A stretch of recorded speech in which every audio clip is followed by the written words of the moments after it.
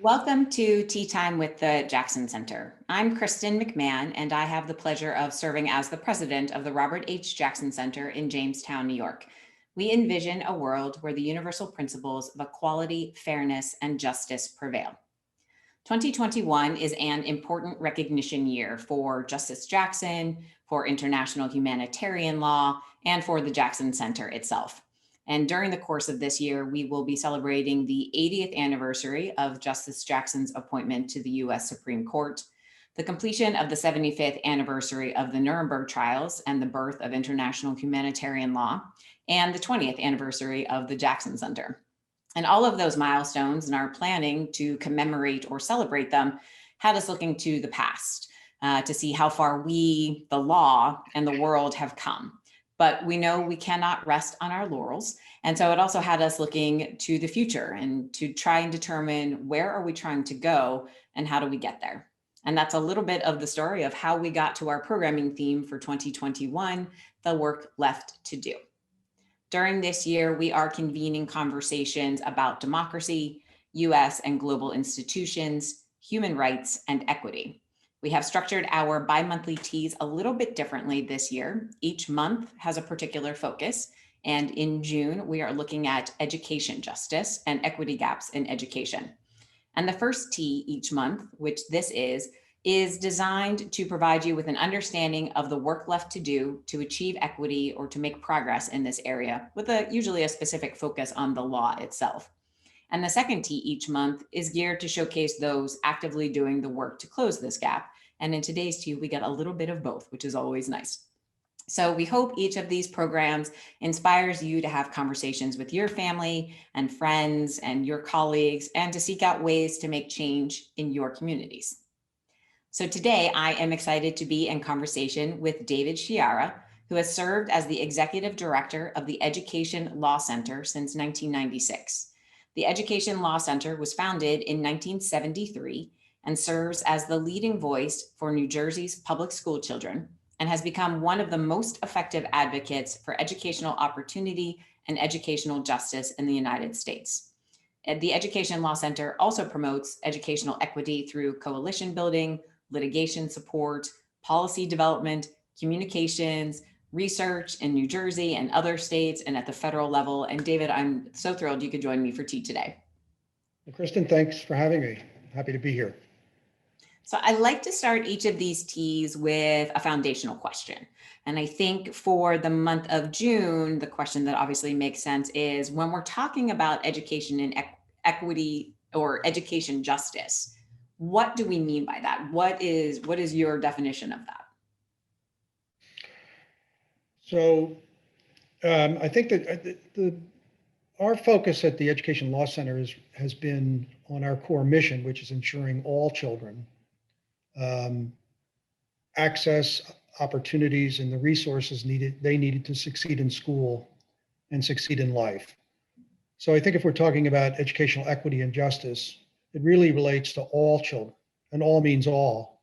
And the real focus on the work of equity and justice in education has to do with the significant numbers of children in our country and in our states that are not being afforded that opportunity. And those sort of fall into some obvious groups. And also are spatially often set apart. So it's low-income children, children from poor backgrounds, children in high poverty neighborhoods, children living in historically underserved communities. It also includes students with disabilities, students who need to learn English in school, homeless students, which is a big issue, obviously, in New York City and in other cities, students in foster care, and so forth and so on. So when we think about educational justice, really, we have to think about how do we build strong educational systems that are well-resourced to deliver high-quality education to all of those children, which is a huge and enormous challenge in our states and in our country. Absolutely. So that's how I would answer that. So it's a really question of how do we move towards making sure that everybody, all kids, receive what they're legally entitled to. And we can talk a little bit more about that, but legally entitled to receive, but also what they have to basically have in order to succeed in life, which is access to high quality educational opportunities. And that means attending schools that are well resourced, that are capable of delivering rigorous curriculum and preparing them for college and career. So I think one of the ways that I have heard this discussed in the past seems to be, I guess, sort of through one of two lenses, either through an opportunity gap lens or through an achievement gap lens. And it sounds like what you were just describing is that your lens probably leans more towards that opportunity gap side of things. But just wanted to see if you had any particular thoughts on what is the lens that we should be looking at this through. Well, it's both, but it has to start out with the opportunity. If you don't have the opportunity, you can't achieve. And so much of the conversation about education reform, the problems with schools in the United States, failing public schools, all of these discussions really sort of skip past the issue of, are these schools foundationally built from the ground up to deliver, to provide the opportunity that kids need to do what? In today's education world, to achieve this academic standards that the states are prescribing that they meet, and standards that they obviously need in order to succeed and move on. So it's like a house. If the foundation is crumbling, you're not going to, it's going to fall down. So the issue of educational opportunity, making sure that there, which means making sure that there are all of the essential resources that are needed and deployed in schools to give kids that opportunity are there. That's really the first step. If we don't pay attention to that and we just focus on test score results or outcome measures, we're not really going to make we're not going to break down the systemic barriers by socioeconomics, race, and others that affect our schools, and really move towards that goal of educational justice, which is giving all kids that opportunity. They're connected, obviously. If you have the opportunity, then we have to work hard at making sure that children achieve. But so often today, the conversation about education moves right past that question and focuses in on outcome results when the schools that these children are attending simply aren't staffed and resourced and set up to kind of deliver the opportunities that they need to actually do well in school. Well, and so I was intrigued in doing my research for our conversation today about the early history of ELC, and that it started in the early 1970s to really address the funding differences between urban schools and the suburban schools. And I think this gets a little bit into what you alluded to in your intro with there are certain things that students are entitled to legally. And I would love for you to give us that understanding. So the obvious grounding of all of the conversation about education and legal rights to education is with the states. And so often we skip right over to achievement, we skip right past the states. It's so important to understand that the United States has no national system of education. We have no national right to education in our US Constitution. And the right to educate, but we do have a right to education, an affirmative obligation to provide education to all of our children, but they're embedded in all 50 state constitutions. So the way to think about public education is that it's the probably only public service that has an affirmative constitutional obligation behind it. It has to be maintained and provided, but it's also a state's right and responsibility. So the way to think about public education in the US and to think about the right to education is we have 50 state systems, 50 state constitutions that have guarantee the right to education. And the responsibility to provide education rests with the states. And that goes back to ELC's founding in 1973. The reason ELC came about was because of the Rodriguez decision. The Rodriguez decision in the U.S. Supreme Court, Rodriguez versus Texas, which dealt with the San Antonio School District. That decision, really probably is the most profound, had the most profound impact on public education of any decision. And essentially, that decision sort of the federal wrote the federal courts and the federal government, the federal constitution out of the equation, and essentially said that the responsibility for dealing with states' education, whether it's adequate funding, adequate resources, programs, preschool, whatever you want to, the condition of school buildings, all of that really rests with the states. And so since the Rodriguez decision, the federal courthouse doors are closed to challenges to state policies which create inequities and inadequacies.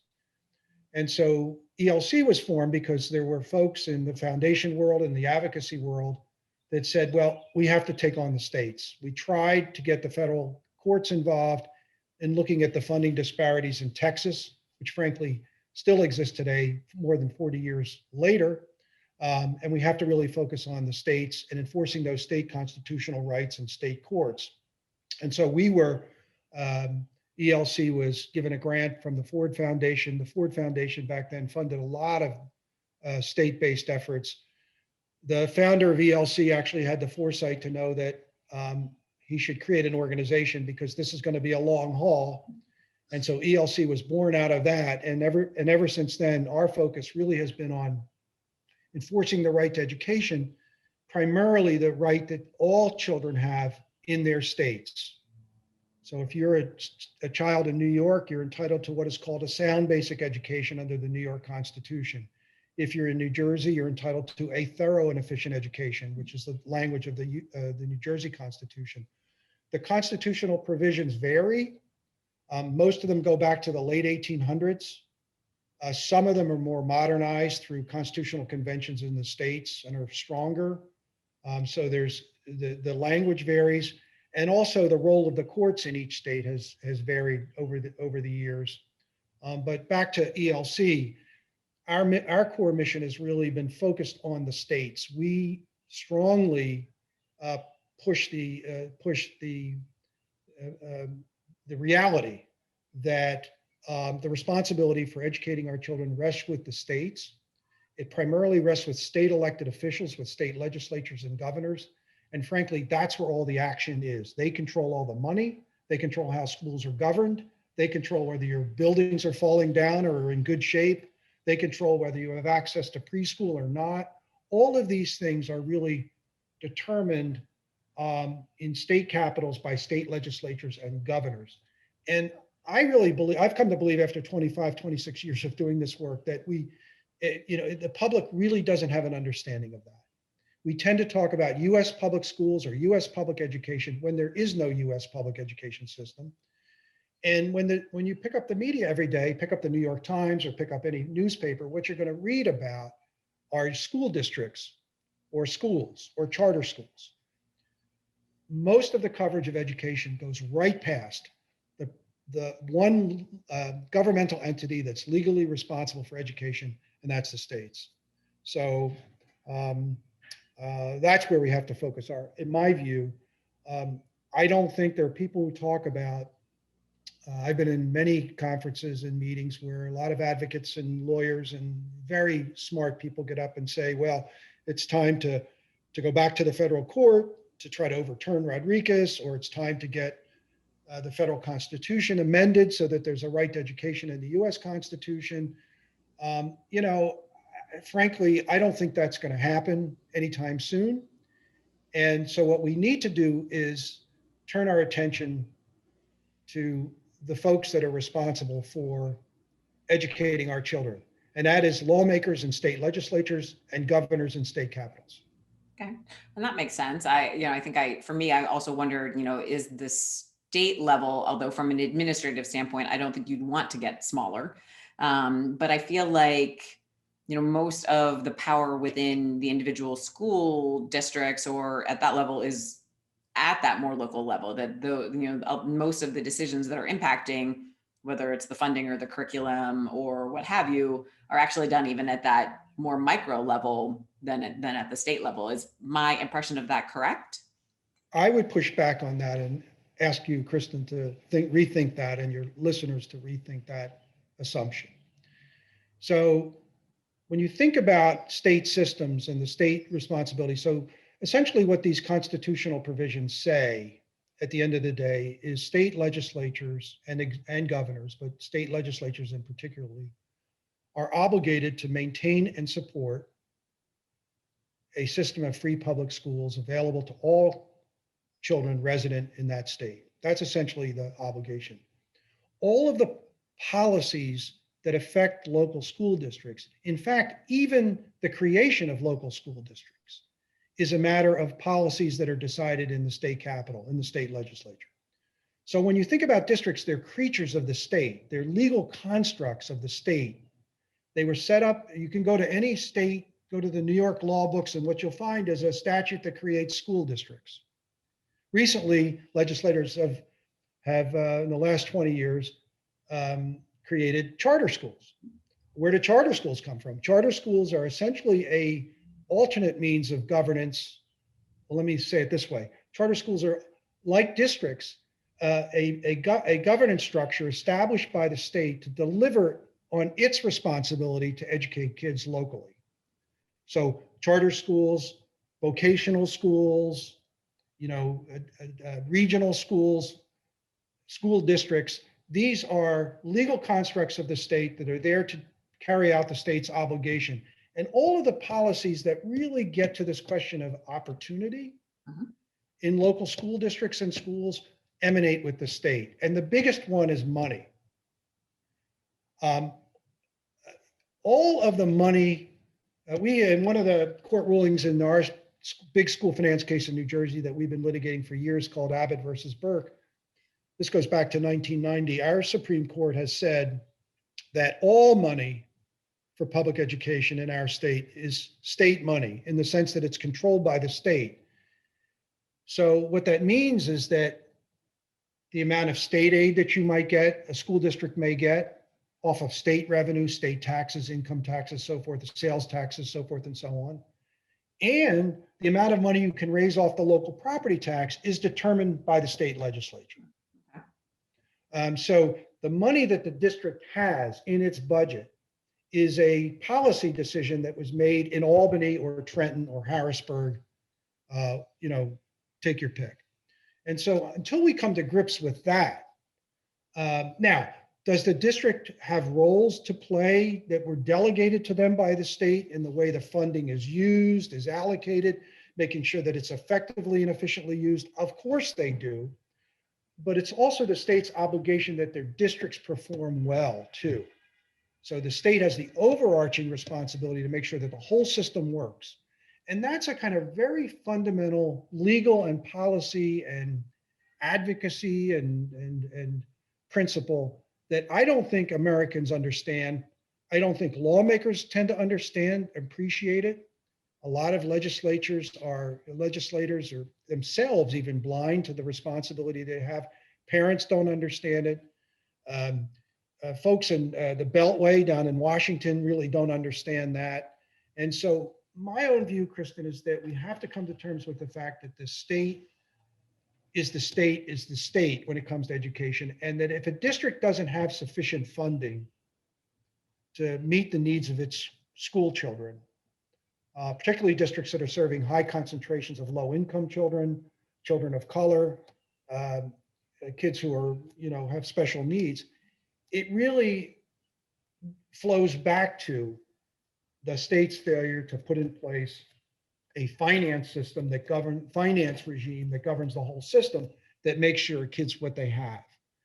And so ELC's work has really been to push that issue forward. And the good news is I think that in the last couple of years, there's beginning to be a shift in that direction.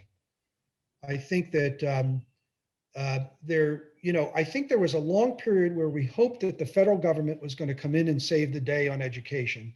And I can tell you, Kristan, that it's not. Congress is not prepared there are things that Congress should do that would really help. We can talk about those. There's no question that federal policy needs to be reformed. President Biden is putting out some really important reforms for the first time. The federal government can do a good job in its policy, but doing a good job at what? Not providing education to kids, but pressing the states, using the federal dollars as leverage to essentially force the states to do a better job for their kids. Okay, no, that's an interesting thought. So you mentioned Abbott, the Abbott case, and if the regular people who tune into our program know anything, is that the law moves very slowly. We have this conversation all of the time. And I think you mentioned, Abbott was litigated in 1990. And obviously the litigation started earlier than that, but the Supreme Court decision you mentioned, 1990. And it is something you are still working on the implementation of. And I want to say, I think you're at Abbott in the 20s now or something along that line. 23. 23. Okay. In terms of how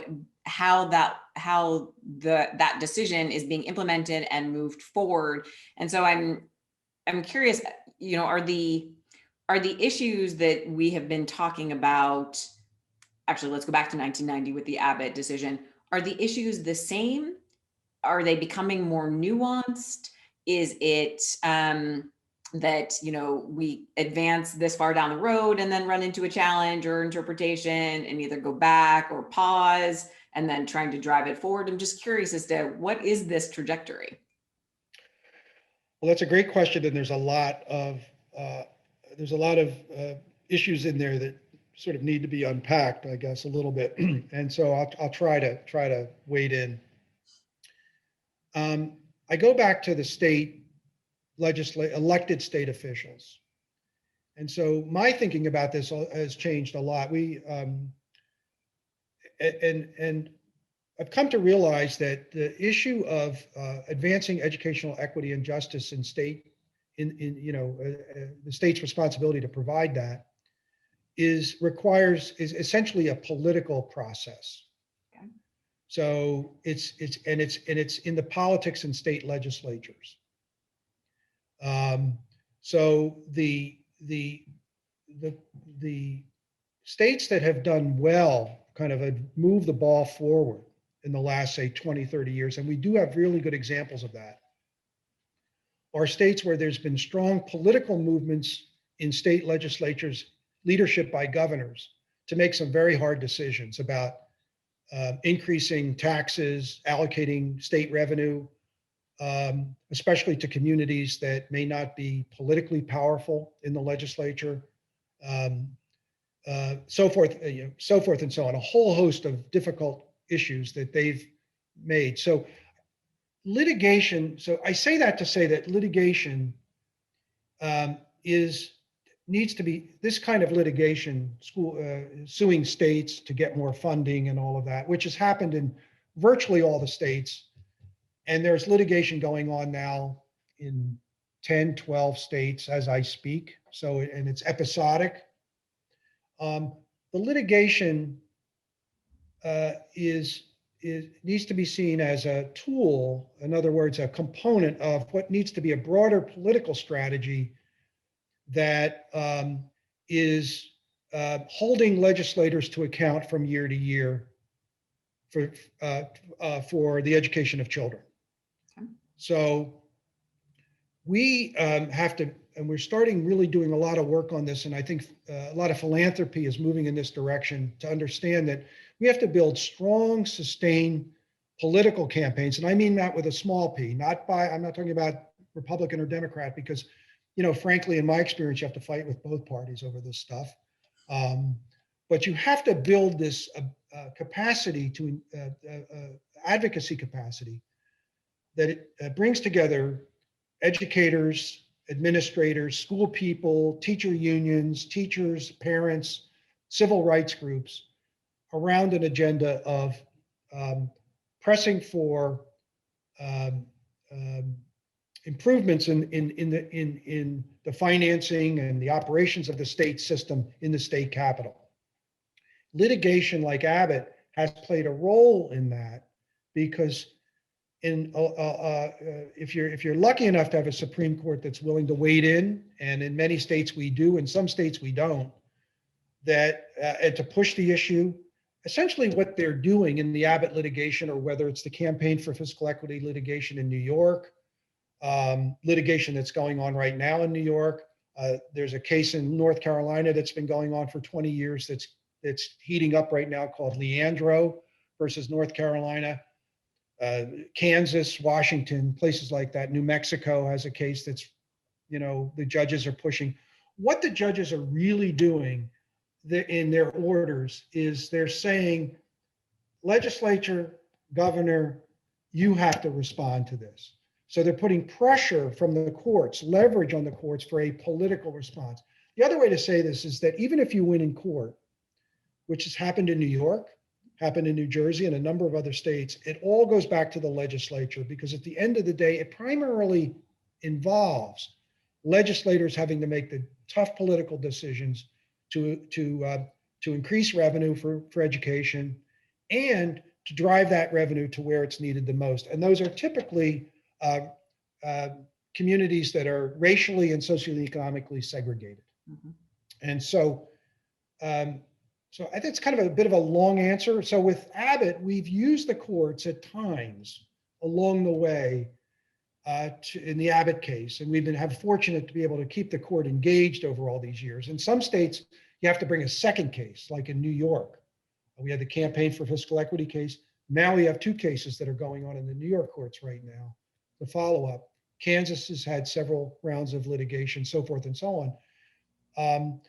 But what essentially we're trying to do is get the courts engaged at strategic and timely moments in order to power up, if you will, the political campaigns in the state capitol to get the job done. So that should mean that to your listeners is that the place to look, if you want to work on educational injustice and educational equity, and if you're concerned about that, focus on your state and focus on most states have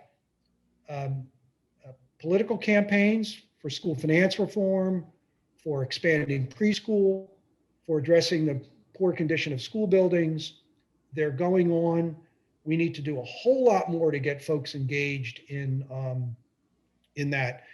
The last thing I will say is that when you think about it that way, you can understand better the condition of education in the United States. And the way I see it is that we have some states that are very high performing overall and actually perform among the competitive and comparable to the highest performing nations in the world. They're states. So they're Massachusetts, New Jersey, Minnesota, Maryland, places like that really have moved the ball forward. And those states are states where the courts have tended to be involved, but also where legislatures and governors over a successive period of decades have made key investments in their educational system over time. On the other hand, we have states and whole regions of the country which are dragging the United States down educationally. And so the Southwest states like Arizona, New Mexico, Nevada, the southern states, these are all states, if you look at them individually, they're states with deep disinvestment in public education, especially in the last 10 to 15 years. These are states also that have significant numbers of students who have come to school with additional needs from poverty, from disability, from the need to learn English in school. And the resources and the opportunities aren't there in these schools because the state legislatures are engaged. What I would, some of them, they're not responding. They're disinvesting they're not keeping up with their investments. They're not stepping up to the plate. And so if we start to look at education from that perspective, we can, I think, put the focus where it needs to be. So it feels as if for most of the issues with regard to schools, and I'm going to, and again, doing my research for our talk today, if we're, regardless of whether we're talking about school facilities or safety or special education, The other side to all of those coins feels like it's the funding. And is that sort of the right way to think about it in terms of we need to figure out the money side of it? Maybe not before, because I don't think we want to do these things in seriatim. We want to try to make them as parallel as possible. Is it that but do we really need to figure out the funding mechanisms or the money side of things before we can really advance the ball on other education related topics? I think that the number one obstacle to education justice, and I'm going to give you two. I'll give you three, and they all really rest with the state. There are three obstacles in our state. If you're in a state where the educational system is really not performing well, and if you're in one that's performing pretty good but needs to do better, there's three real issues that are on the table. One is the funding system. So when you think about the state, as I said, the state's funding, all states have these funding formulas, these funding mechanisms that determine the amount of state and local money that's going to be available to educate our children. Federal government puts about 10% of the dollars into education. It's a small amount, and the federal government will put their money into a state no matter how bad, how well, or how inequitable or how equitable a state financing system might be. They're sort of agnostic. There's blinders in federal policy on that. So we have financing systems in so many of our states that really aren't built for what we expect them to do today. These are old, antiquated financing systems that have been set up maybe 10, 15, 20 years ago, sometimes even 30 or 40 years ago. And they're not built around the core issue that a finance system has to be built around, which is what's the cost of educating all of our children? And there are two parts to that. One is what's the cost of making sure that all kids have the resources they need to achieve? And secondly, what are the cost of the additional resources that schools have to have in order to educate low-income children, students with disabilities, kids who need to learn English, because those kids need more. They need more programs, they need more interventions, and they cost more. So we don't have financing systems in most states. There are a few outliers that have really, made a lot of progress. We know how to do it, but most of these financing systems are basically what politicians want to spend from year to year. It's usually what they spent last year. Sometimes they cut, sometimes they maybe add a little more, but it has no relationship to the actual cost of educating the kids in their states, and particularly the poor kids in their states. So we've done the United States has kind of moved, the federal government has pushed this over the last 20 years. We've been in the area of standards-based reform, which is, okay, states, you have to define what the curriculum is, what all kids should know and learn. You've got to set up these assessment systems to see whether they're learning. And you also have to have these accountability systems that determine whether schools and districts and even teachers sometimes are doing their job. What's missing in that, what never was put into that, was what you called in the beginning, Kristan, opportunity, the opportunity to learn, the resources, the funding. We don't have financing systems in the states, most states, that are built to deliver they're built around the cost of the resources that are essential to give kids that opportunity. So the number one job in most states is school finance reform. And that means that what we need are political campaigns to change that. I just will say one other thing. Those campaigns have to go on from year to year, because even if you get a good financing formula, like we have in New Jersey or New York, has a decent one, it needs to be fixed, but it's not bad. Maryland, Kansas, even if you have a halfway decent formula, it has to be funded in the state budget every year. So you have to have these political campaigns that are going to Albany every year, demanding that the money be put in. Even if we have formulas that are what we call underfunded formulas. Many of them. Illinois has one now. Big gaps, because the formula says it's not a bad formula. They said districts should be getting X, but the legislature's only giving them why. And so that's number one. Number two is preschool. I'm a big believer that we are not going to get to educational justice for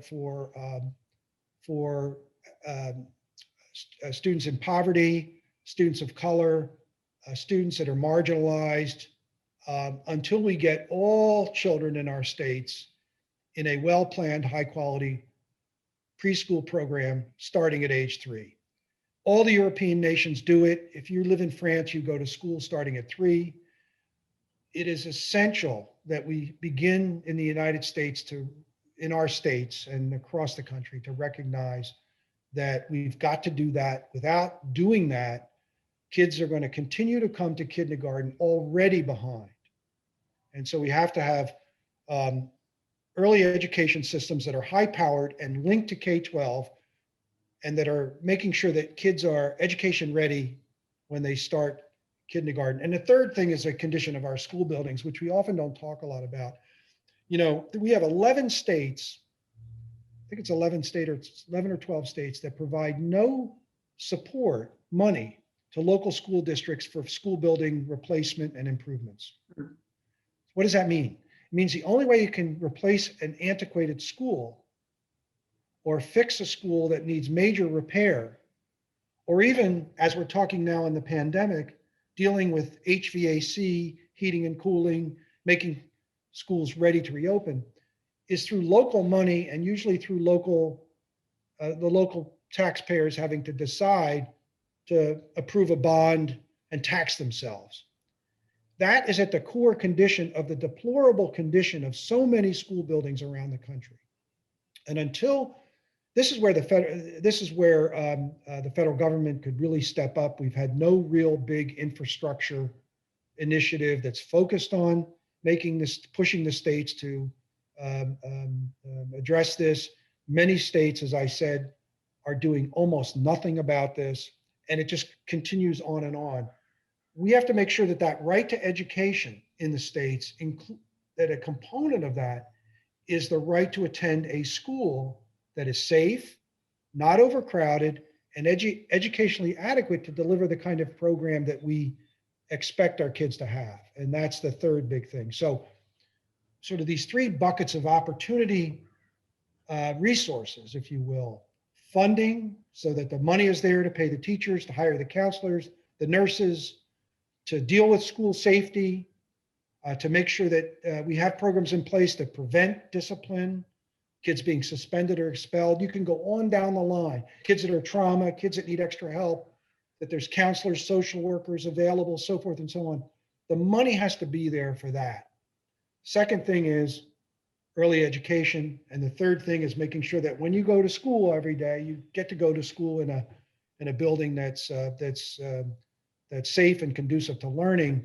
And in all 3 of those issues, the primary feature of the American educational landscape in our states is disparity, disparity, disparity. Wealthier districts can tax themselves under these systems to do more. They have nice buildings, great curriculum. They raise the property taxes alongside communities that simply aren't able to do that. And that's the responsibility of the states to address.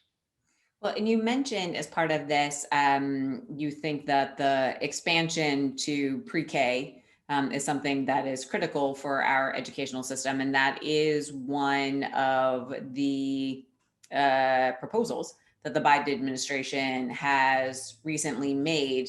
I think over the last several years, the entire country has gotten a little leery of proclamations or suggestions from Washington, D.C. as to how education should go or should work. But this seems like a particular proposal that you are adamantly in favor of.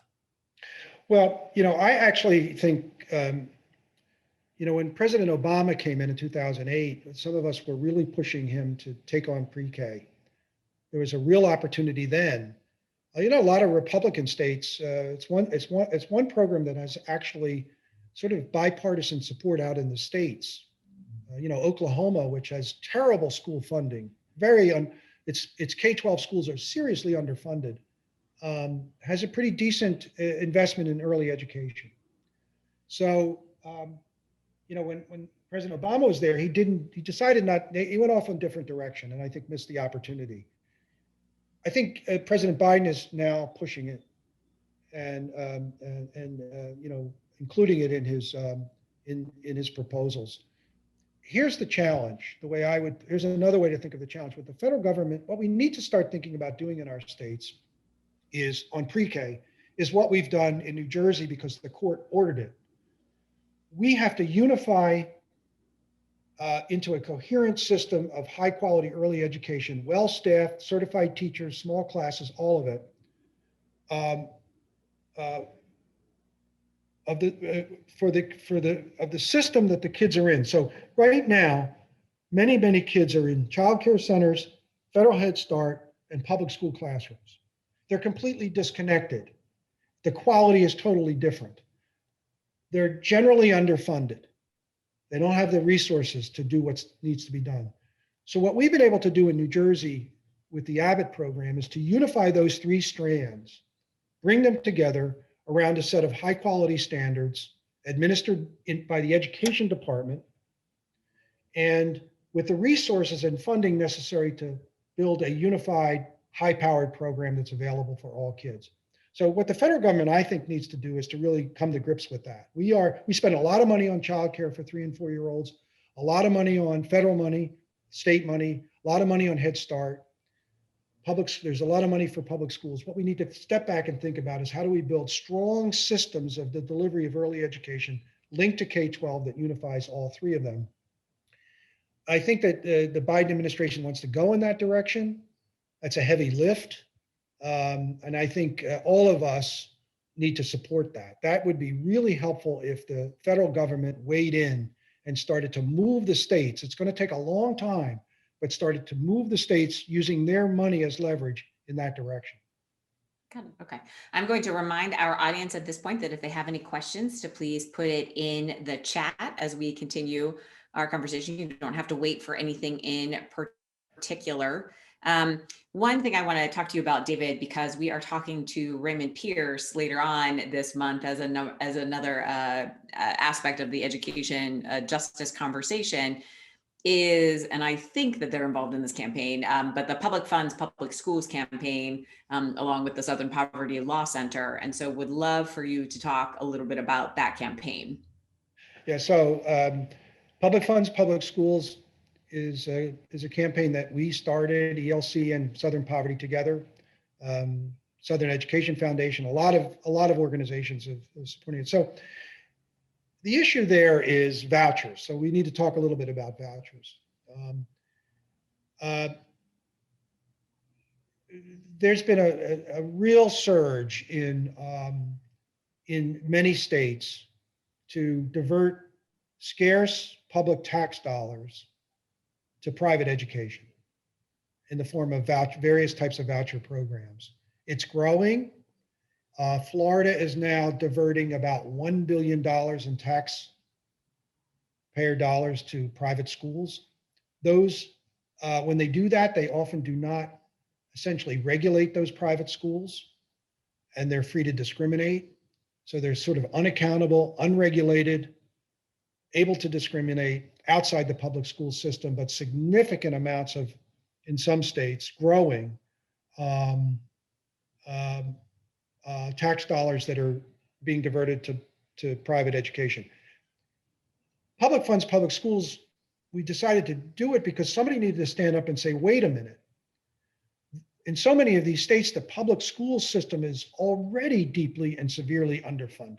The last thing and the state has a constitutional legal obligation there's no constitutional right to go to a private school. If you want to send your kid to a private school, you can do that. But there's no constitutional obligation to provide education through private schools. There is a constitutional obligation to provide everybody with free public school. So what we've tried to do with Public Funds, Public Schools is elevate the spread of vouchers, the growth of vouchers as a diversion of scarce tax dollars that take away money that really needs to be invested in already underfunded public schools. So that's basically the heart of the campaign. We're doing it through a variety of means, again, through helping advocates in states oppose voucher bills or expansion of voucher programs. We've litigated in some states where we can do that.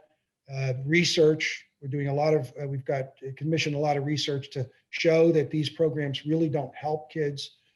So the sort of flip side of school finance, right, the crazy thing about fighting for school funding now is you have to have an offense, which is getting the legislatures to put more money in, but you also have to have a defense, which is to make sure they're not taking it out the back door and diverting it off to unregulated, unaccountable private schools that are free to discriminate. Got it. Okay. There was one other area as I was doing my research that I thought was particularly interesting, and I feel as if probably has become more prominently to awareness in the last few years.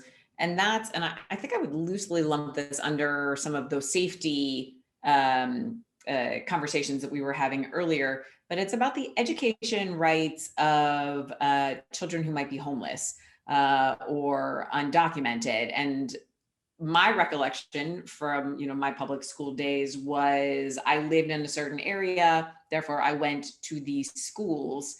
How does this work for children who are homeless? Or what is this becoming a more focused conversation of how do we address the education rights of these students? Well, let me back up a little bit and answer that, make a point that I think is important to understand about public education in our states. Not only is there no national right to education, a national system of education, it's 50 states, but also, unlike other countries in the world, we have a very weak social safety net for kids. It's, President Biden is really, when you think about his boldest proposals, they're really on the child welfare side. Those have an educational benefit, and here's why. The problem we have in a lot of communities is that these are, or school districts, is that they are racially and socioeconomically segregated. They're serving neighborhoods that have significant concentrations of low-income kids, kids who are homeless, kids who are undocumented, so forth and so on, need to learn English in school. And they come to school with a lot of needs because there isn't the kind of social safety net that you would find in, say, the Netherlands. If you have a housing problem in the Netherlands, you can, there's a place you can go and they'll deal with it. The schools have to deal with all of these collateral problems. I think it's just so important to understand that. And that puts a heavy load on teachers, by the way, and principals, because, if you work in these schools, if you're a principal, what is your main job? You're the instructional leader of the school. If you're a teacher, your main job is to deliver the curriculum and the instructional program in a high quality way. Oftentimes in these schools, because they're under-resourced and because the community needs are so great, when the kids bring to school, they're diverted from that to dealing with all kinds of other problems, from medical problems to healthcare problems to emotional problems, trauma, so forth. It takes away from the whole enterprise. So I just want to make that point that so when you're thinking about kids like homeless kids or kids in foster care or kids who are undocumented, we have to make sure that we understand that what we're asking schools to do. We have to connect schools to community. We have to make sure that schools are much more connected to the resources that are available in their communities to deal with these problems. And then we have to make sure that when the kids get to school, there's sufficient supports to address their problems when they get there. So, with homelessness, it's a huge problem. It's a problem making sure that there's outreach to get the kids into school. If they're moving around from school to school, that's a problem because, you have to track the kids and make sure that the kids, if the kids are leaving one classroom and going to another, that there's a continuous there's a whole set of issues that come to play that require resources, talent, and expertise. There's no easy solution to that. There are legal rights that homeless kids have. I mean, they have the right to go to school, and we have an obligation to educate them. But it really gets to this broader question that I was trying to bring up is when you think about funding and resources for education, are we providing all the additional supports, either directly or through community resources, that are needed to make sure that kids with these different types of needs, including kids who may be living in a shelter, kids who are moving around from place to place, kids who are in foster care, we know where they are, we know what their needs are, and we have the resources either within the school or in the community deployed to meet those needs. It's a heavy challenge. Mm-hmm. Yeah, I think that perhaps some of us forget sometimes that schools are no longer strictly about educating. It's, are they feeding the students? Are they providing after school care? Are they, as you said, supplementing perhaps other things that are missing in their life in some way? And that's, it is great to take that more holistic view of everything that schools do. But to your point, I think it sounds as also if they're not being funded as if they are those kind of centers. They are being funded as if there's a teacher and there are students, and that's about it.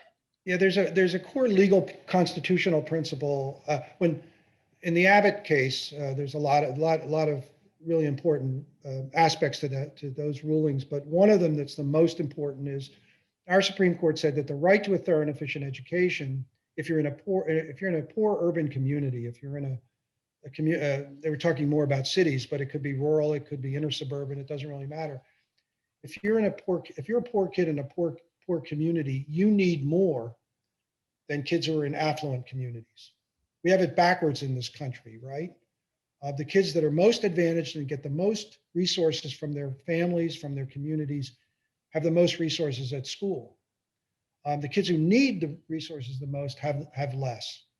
And so I think the notion of the right to education has to include the right of children who are vulnerable because of poverty, because of disability, because of the conditions that we've been talking about, to have an education that includes the resources that are necessary to give them the additional help they need to succeed.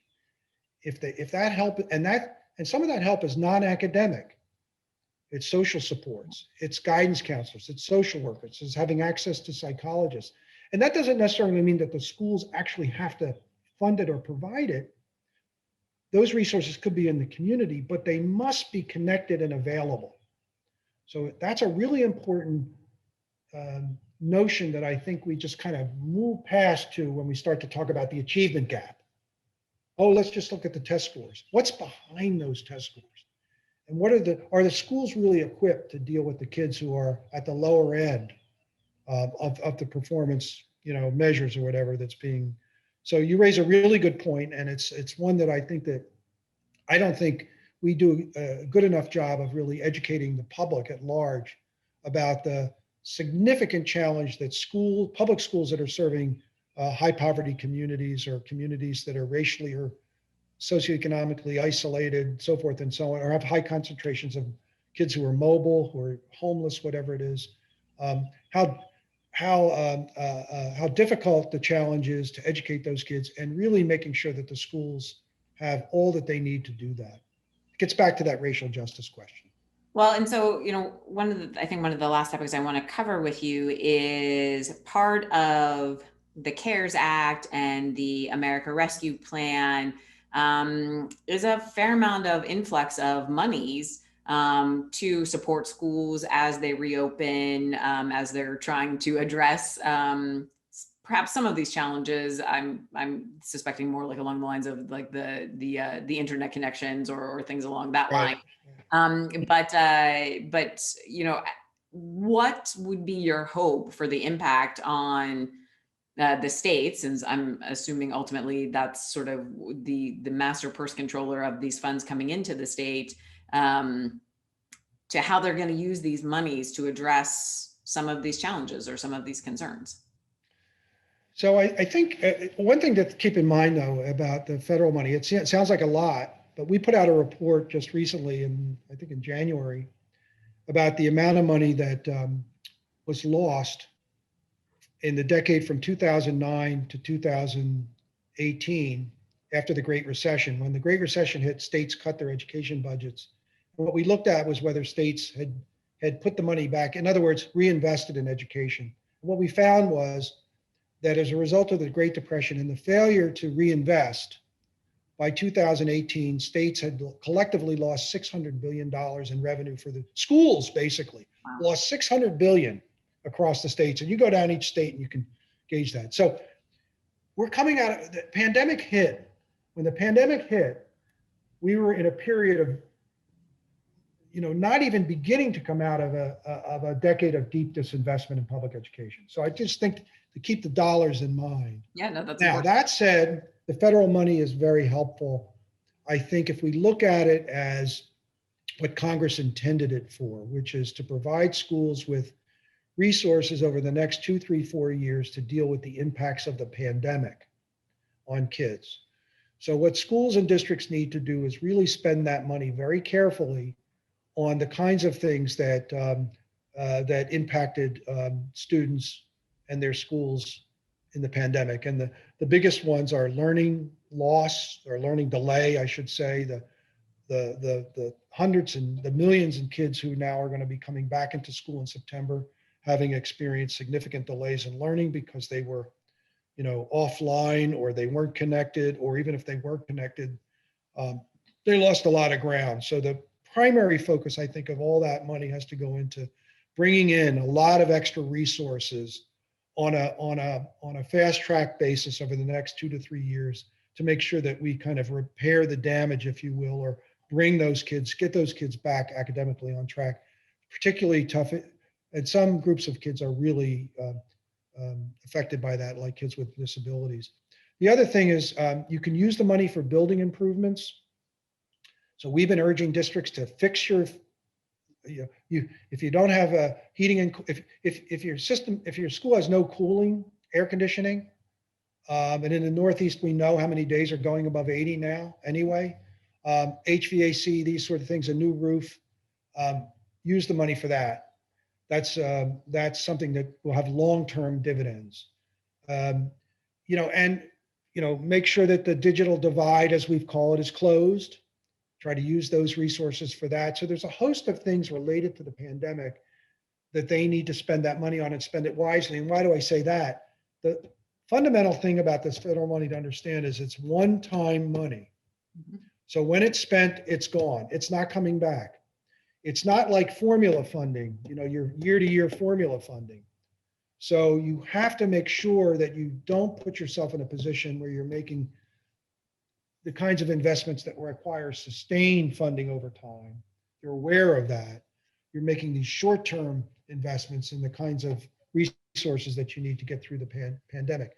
And the last thing I'll say about this is that we shouldn't allow this federal funding to take our eye off the fact that the school finance systems in so many states remain deeply broken, underfunded, inadequate, inequitable, unjust, unfair, take whatever term you want. That has to be, we have to not get distracted by the mission of reforming and improving all of these finance systems that are not serving our kids today, because when the federal money is gone, we're going to be back to those same old broken, lousy systems of public school finance that really aren't up to the job of educating our kids today. Okay. All right. It is time for our lightning round. And there's a series of questions I ask each of our guests, just sort of, quick hit kind of answers. So the first question is, what do you wish people were paying more attention to? States. Okay. Legislature, state governors, what are their educational platform and policy? Is it pro-public school, pro-equity, pro-justice? Okay. What progress do you hope to see in the next year? That's a hard one. I'd say in the short, I'd say immediate is making sure that schools can reopen safely. I mean safely in the pandemic, and that that districts, and that states and districts get their act together to make sure that they've got the resources in those schools to deal with the extraordinary needs of the students that they're going to face. Okay. What gives you hope that progress will be made? I think that the the focus of the Biden administration's education policy, now which I think understands the dynamic that federal policy is there to push the states to do a better job, whether it's on funding, resources, pre-K buildings, gives me hope. We're finally, I think, beginning to understand the proper role of the federal government in our 50-state public educational framework. Who else is doing good work to make progress on education justice or to close the education equity gaps?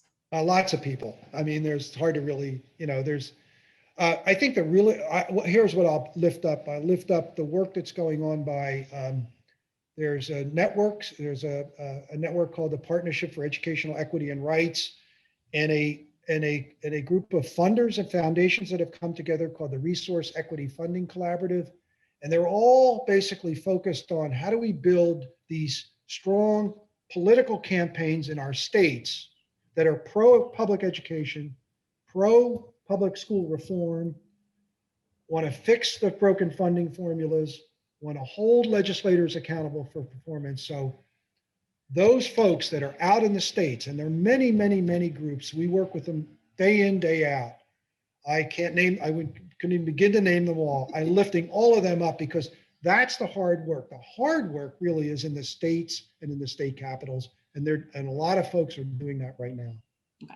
And the final thing is we like to give our audience some suggestions of things they should be reading or podcasts they should be listening to, or people who are thinking thoughts on these issues. So do you have any recommendations there?